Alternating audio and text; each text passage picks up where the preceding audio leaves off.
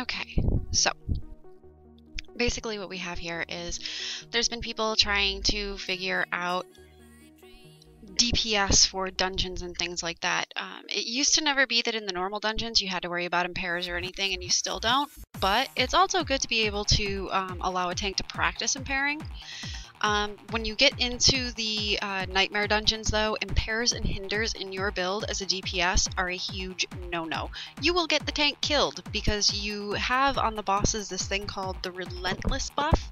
Basically what that does is every time a crowd control effect is used on the boss, a hinder or impair, passive or active, they get a stack of the Relentless buff, and basically it can stack up to 3 times. Once it hits 3 stacks, though, now the boss is immune. There are certain things within the Nightmare dungeons that if the tank can't impair it, it is a one-shot to the tank. The tank dies, and it is the DPS's fault if it's not the tank impairing. So you want to just take those right out of your build. A normal DPS setup, as you can see, I'm right now running assault rifle, and I am running shotgun. It doesn't matter what auxiliary weapon you equip. I equip the rocket launcher because rocket jump is just way too convenient in dungeons. Gets you out of the way of things fast if you need to. Melee DPSers, I don't advise it. Go ahead and do it, but chances are you're going to actually bring the group down. Melee DPS doesn't get the chance to stay on the bosses as much as needed, so their DPS actually falters. There are some bosses where a melee DPS just can't be there because you're causing more chaos and havoc than need be.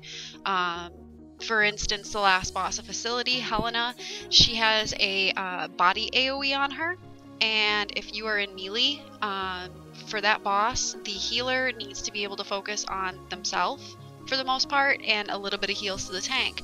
So if you're meleeing on her, chances are you're gonna get the group killed, because now the healer is focusing not only on themselves for the most part, but the tank and you.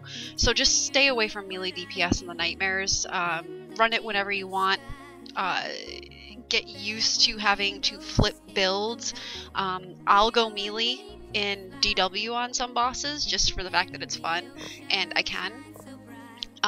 But you're going to get into a lot of cleave range. The last boss of HR, you're not going to be able to get out of the demolish fast enough. You'll be pulling targeters underneath the tank, which will drop the tank, causing aggro issues, things like that. So be picky and choosy on what fights you run melee on. The best thing that I can say is run ranged DPS. When you first start Nightmares. Until you learn the dungeons, you see the fights, you have the mechanics down, and you know when you have to leave the boss and stuff like that. But then again, also be pick and choosy. If you get into certain bosses like Helena, the last boss of HR, some of the fights in DW where you are just going to get cleaved, and a couple of other places, melee is not good. So be picky and choosy, like I said, as to where you go melee, where you go ranged. Always have a ranged build in the background just in case you need it. I will say with me tanking, you will hate me because I will cleave you. I will not care about you. You are a melee. You're right up in the tank's face. There's things that a tank has to avoid themselves.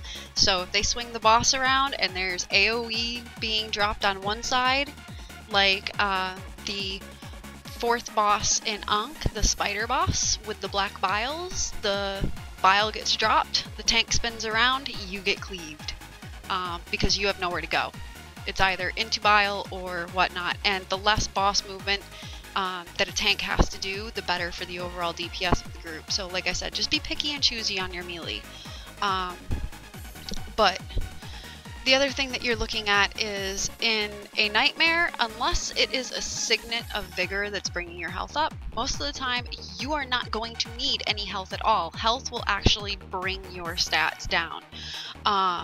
As you can see, the offensive stats that I have here, combat power, all of this stuff, this is actually all this gear is set up specifically for the needs of AR Shoddy or AR Pistol, which takes a lot of hit and pen and critical rating. Recently found out crit power rating, you don't actually need it. However, with blood and elemental, I believe you are going to need more crit and crit power than anything. So, but as you'll notice, every piece on me has something to do with attack rating. So this is basically what you're looking at to gear out. That is the wrong wrist piece that I have on. Let's switch that out so it looks right. That's my tanking piece. It had block on it because, well, I'll explain that in a few minutes. But anyway, so anyway, you have all of your attack rating set up. As you notice, I am primarily hit and pen, except for that piece. That piece has to get changed. I don't know why that piece looks like that, but that piece is getting changed. But anyway, as you notice, I have my crit and my pen on the top. That's all the crit that I'm going to have up there. I have to up the glyph, though, to get my crit rating up. So,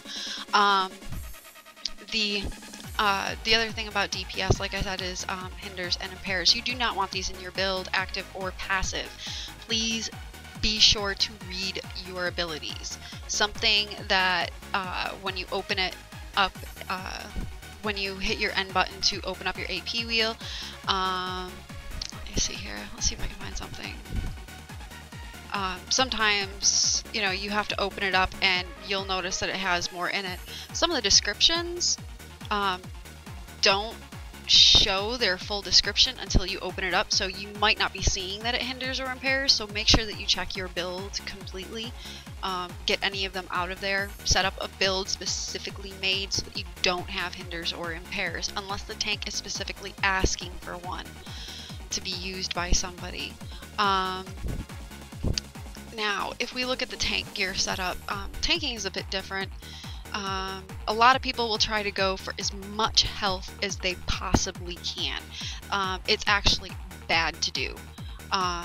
You do need some attack rating in order to hold DPS, but as you'll notice, most all of my tanking pieces are health, which I have a minor, 2 majors, and my head are my health pieces.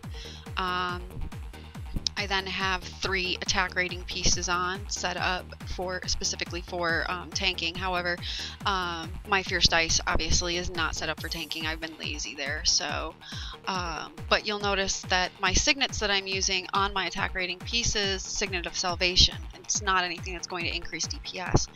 My opinion of a tank is go ahead and try to DPS as much as you want. It also depends on your healer. Make sure that you have a tanking build that's set up for pure tanking. My idea of a tank is I am there to take hits, not give them.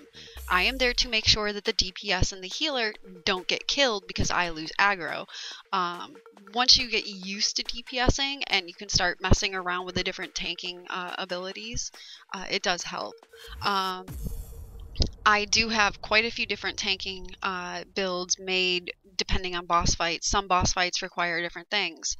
However, I do have an overall tanking build. It does contain 3 impairs in it and mass provocation. A builder, my Crimson Theater, which is actually a consumer. I use illusion for extra protection just in case I need it. A lot of people will sit there and say, oh, well, you should put consumers in, you should put consumers in. I don't see a need for it. For myself, if you want to put in consumers, that is entirely your choice. You know, I'm not going to say, hey, you just can't do it. So, but it does help. As you notice, my offensive stance went down. I haven't switched out my weapons, so they're going to be a little weird here. Let me see. Let me switch those out for you so you can see. So we have that in. Alright, now you'll notice my defensive stats have increased. Block and physical protection are actually your God mode stats, so they're actually really nice. There is evade tanking, stuff like that, which is called glance tank. A lot of people use that in PvP. I have run tests with evade, and I have found that you're actually pretty squishy unless you really spec your build out, which means you're losing a lot of the protection that you get from like things like hard cased and everything like that. I use Calm, Cool, and Collected because it's also an aggro generator. Well, it used to be. I guess it isn't anymore. But anyway, you don't have to be afflicting the target. As long as you are exposing the target, you're fine. I don't afflict the target. I figure the DPS can put something into their build that will afflict for them. Sometimes I will be afflicting. It all depends on my mood, so I'll take Leeching Frenzy out and start afflicting, which more than likely I'm going to start doing because I'm just sick and tired of hearing people complain because I don't do it, because, you know, it's supposedly it's an unwritten rule that tanks have to afflict, which it isn't. So that's how you really want to look at setting up your tanking gear. Your minor talisman can be anything, your major talisman can be anything. Hell, you can use 3 attack rating pieces, 3 tank pieces, and an attack rating piece if you wanted to. It's all up to you and how you want to set it up. However, I have found that this combination here is one of your better combinations to use, just for the fact that it gives you that non-squishy factor and gives you the attack rating that you need. Now, if we go and we look at heal gear, healing gear can be weird. There are some builds, like leech builds, that do require full DPS to heal. You won't have anything but a heal rating potion on, which that will be discussed in another thing. My main healing build, though, the one that I have found, is the Elite build. It's also the most widely used. Offers group buffing, which is nice. What you're seeing here, this deck manager, this is by Viper. It doesn't switch your gear out, but it saves your builds, and I like it. Not only that, but if you do RP, the other one that goes to gear management, it's S Gear Loader, which does save your gear. It is browser based, so if you do use the TSW RP window for your tune, which is taking forever to load because the server is lagging, but if you do use this is browser based, so between this and the S Gear Management, you're going to have to choose which one you want to use. If you use them both, you're not going to have a good time using them. So, but anyway, let's look at how I have my healing gear separated out. As you can see, I have all of my heal stuff, which I need to get rid of that. That needs to go away.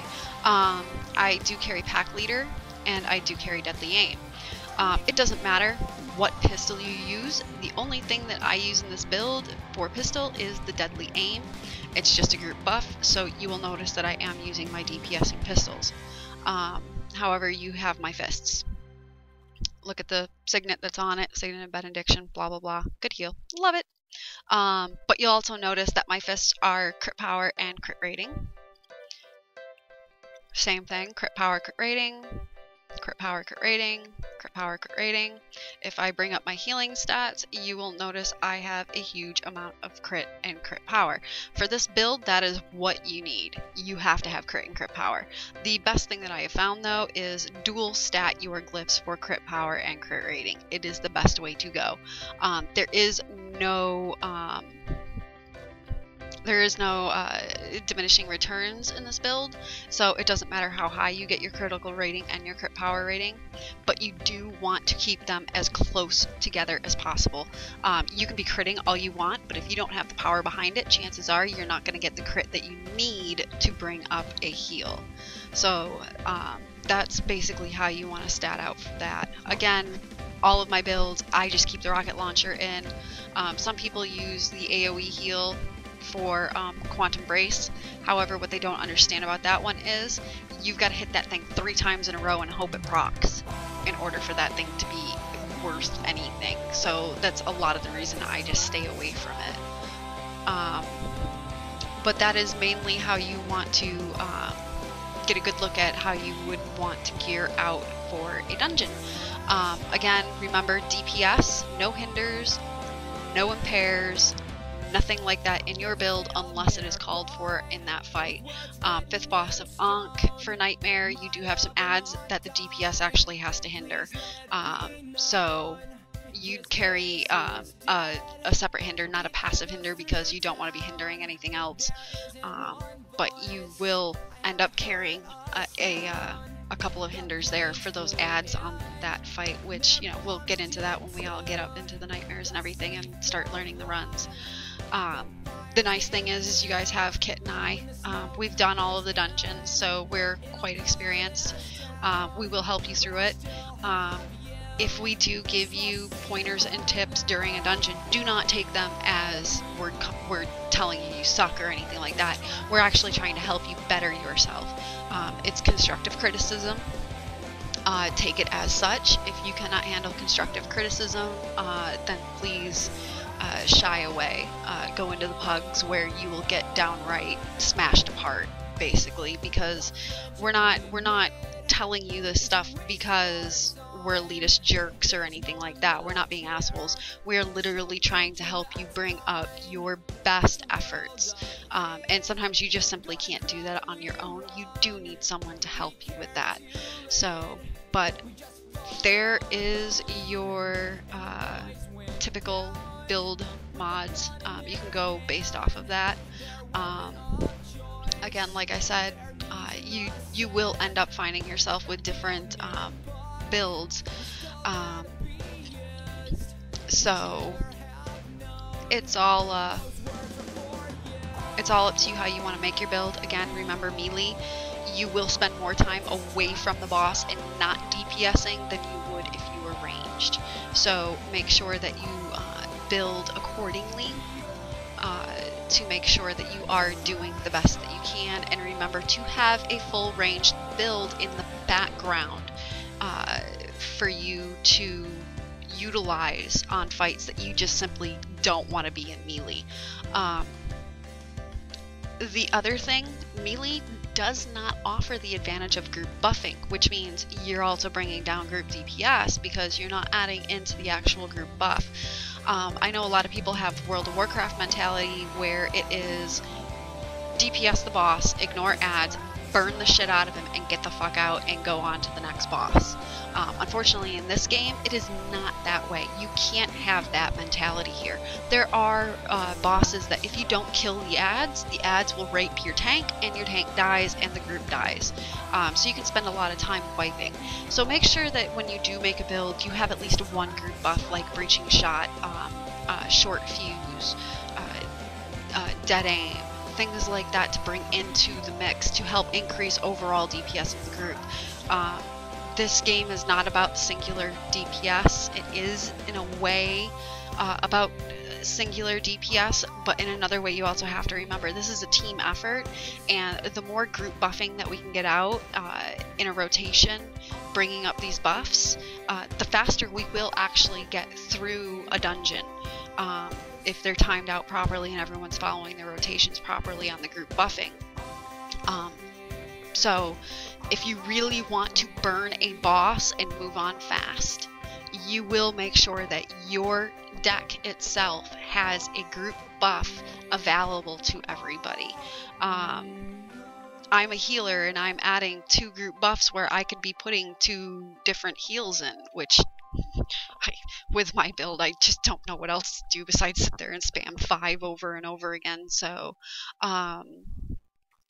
but yeah, you got to look at the fact that the healer is actually adding in with 2 different group buffs, one to increase critical rating and one to stop glancing. So just keep in mind when you're making your builds, you know, team effort. So, and that's about it.